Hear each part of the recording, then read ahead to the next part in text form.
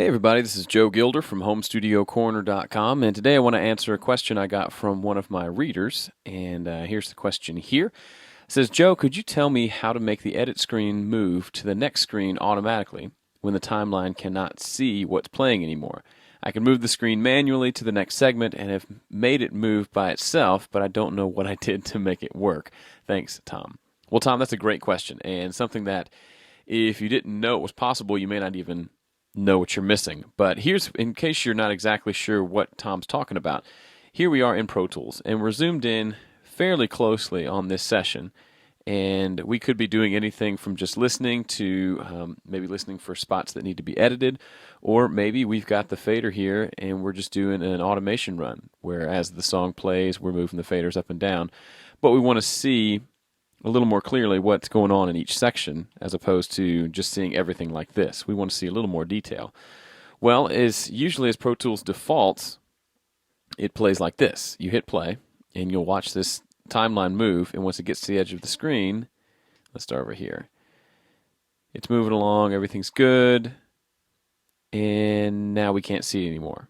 And really the only way to go see it is to click here and just scroll over, or hold down shift and use the scroll wheel on the Mac to scroll to the right or left. And that's fine, but obviously it'd be nicer, especially if you're over here making some really awesome automation rides on the fader. You don't want to have to come and scroll and then jump back over here and use the fader. So how do we do that? Well, it's fairly simple. Come up here to Options and Edit Window Scrolling. And this is something, if I don't do it very often, I forget where this is, but this is it.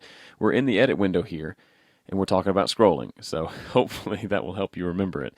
But like I said, come to Options, Edit Window Scrolling, and we can do, right now it's set to no scrolling. We can do after playback or page scrolling.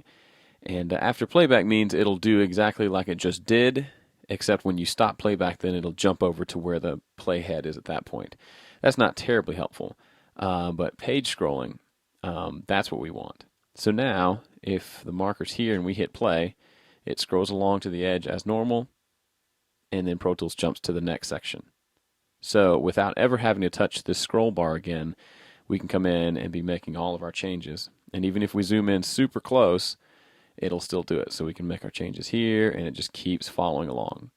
Now in Pro Tools HD, I believe there's a way where you can have a big line in the center of your screen, and then the entire window moves in relation to that. So instead of the line moving across the screen and then the screen jumping over a page, the line stays in one place and everything else on the screen moves across real smoothly. And that's kind of cool, but that may take more processing to do. So I believe it's only available to Pro Tools HD users. So for us LE and empowered folks, that's how you do it. Just come up to Options, Edit Window Scrolling, and Page Scrolling. So Tom, thanks for the question. If you folks have any questions on this or other questions, feel free to ask on the website or leave a comment on this blog post over at HomeStudioCorner.com. Thanks.